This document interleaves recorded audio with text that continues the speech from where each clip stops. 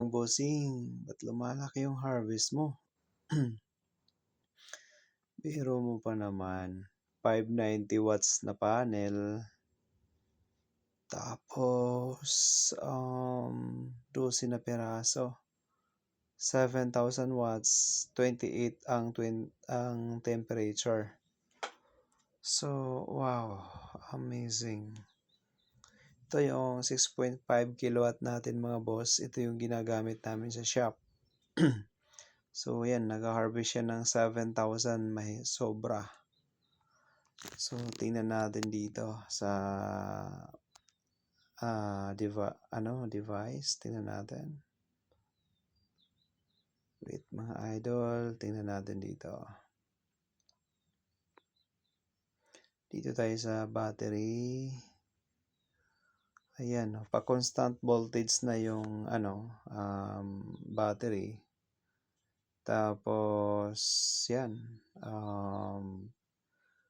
53.6 volt na.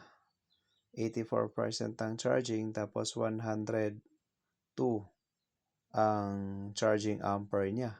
Grabe. 102 tapos nagbibigay pa sa load. Tapos, sa PB information naman mga bossing. Tingnan natin yung sa PB information. Ayan o. Yung PB1, 26.9 ampere. 26.91. Almost 27 ampere. Grabe.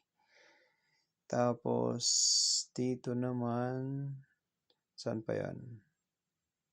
Yung voltage niya is naka 246 lang. Kasi nga, naka-parallel tayo. Bale, size na series. Tapos, 2 parallel, no?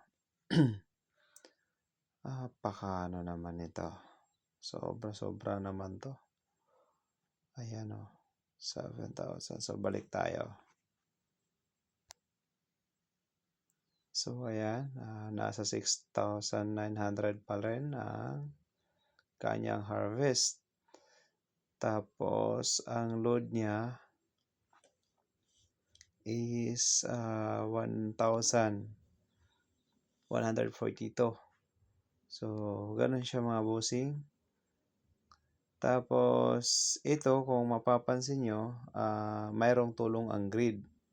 So, yung tulong ng grid na yan is hindi rin yan galing sa grid actually. Galing din yan sa isa kong inverter.